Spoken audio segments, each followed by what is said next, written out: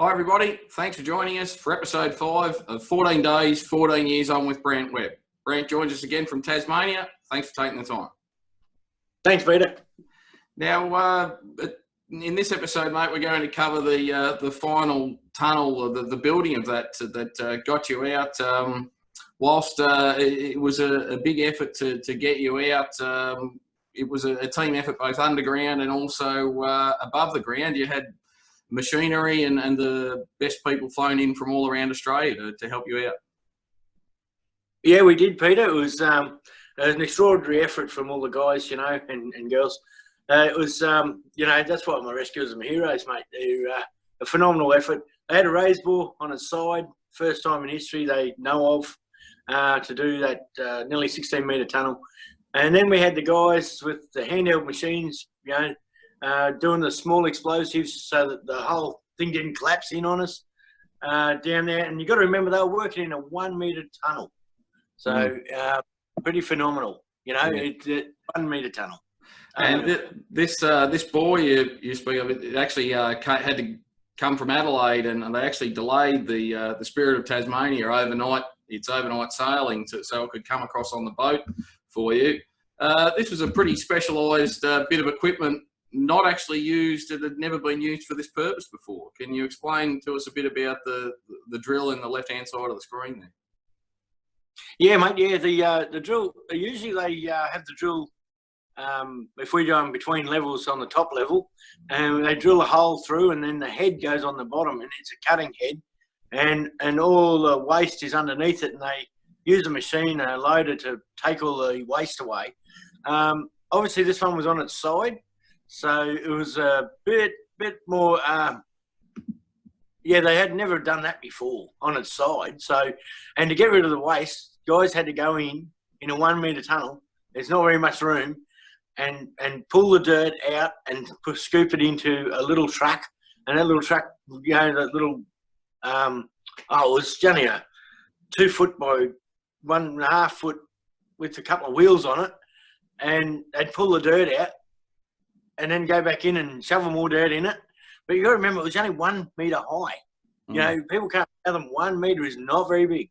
And you spoke about in the last episode about how you sort of had to slow things down to make sure you come out alive. One of the things was you actually had to wait for a concrete slab to be poured for that particular drill to be based on. That must have been.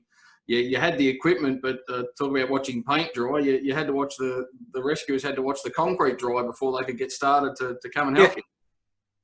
Mate, yeah, well, that was just before that. They were talking, we'll have you out in 24 hours, and then it went to 48 hours. We said, look, we don't care.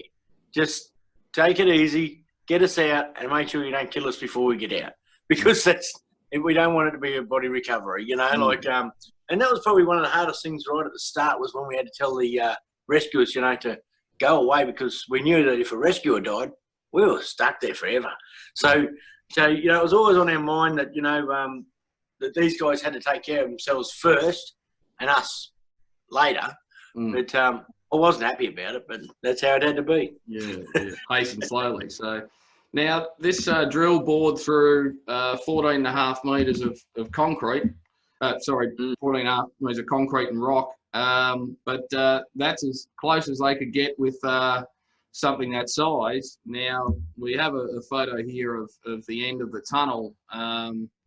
Now, they took some measurements of this rock, and they found that it was actually 6 times harder than concrete. So it was pretty hard to. They weren't going to get you out there with a drill and a pick. How do they have to get you out, that last 1.2 metres? Yeah, they used a low density of explosive, and so we had to count them down, because every time they actually fired, more rock kept falling in. So to gauge how much rock, they had a camera in there to gauge how much rock was falling, because we had the light on and everything else, and we had glow sticks, and so they could see how much rock was falling. And it was at times they come in, they'd actually ring on this, yell up the pipe, "Are you guys still there?" Because at that point in time, all they could see was just rock falling, and all we would do was just getting covered in it, and then we'd packing underneath it, but we were running out of space. So I'm pretty lucky they only had a small bit they had to fire. And we were so lucky with Brett Carswell and Jeremy Rowling, I think it was, from the Stall Gold Mine, actually come down and did the job. You know, credit to these guys that just jumped straight into the shoes and said, well, look, they're coming out, we're getting them out, you know. And, mate, they went up and had a couple of day practice, and that was, you know, we were just sort of sitting in there, caged, waiting.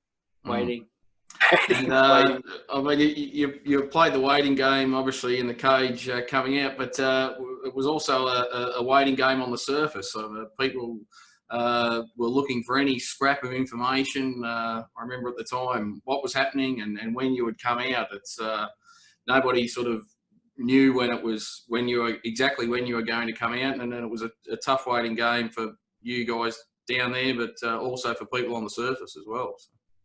Yeah. I remember a mate of mine come down and he yelled down the pipe, or I think he actually grabbed the phone. One of the paramedics took off must have had to go for a toilet job, and so he's grabbed the phone and he's picked it up and he's telling me what's going on upstairs, and he's like, they don't want you to know, mate, you know, but I'll fill you in, you know.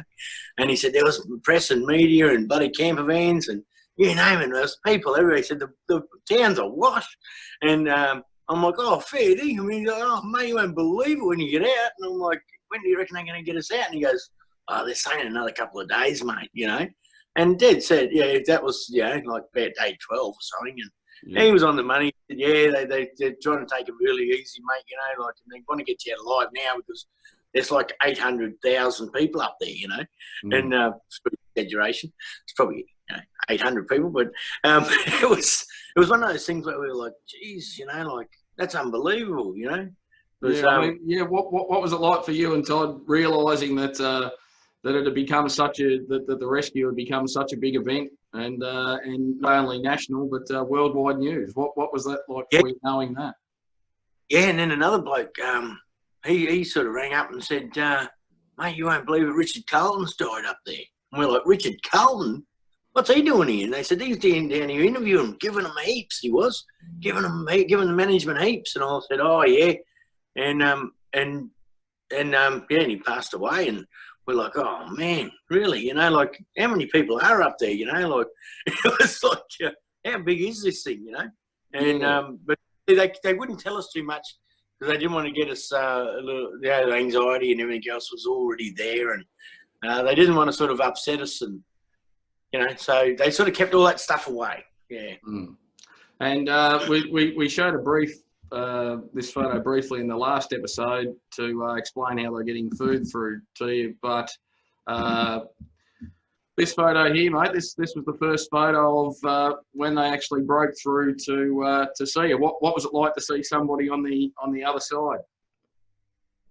Yeah, mate. Yeah. Well, it was the Fox. Glenn was on the other side and. He broke it through, he broke through with his air leg drill, and that had been specially designed because he was only in 1 metre spot and they're designed for about 2 metres, and so they had to cut everything off it and cut down the drills, cut down everything, you know. So yeah, you know, when we seen Fox down there, and you know, I worked with Glenn, so he was another air legger when I was doing my air leg days, and it was pretty phenomenal, but even at that point, we were pretty happy about getting out, but we still had that bit of doubt in the back of your mind going, hey, mate, you're not out yet, you know.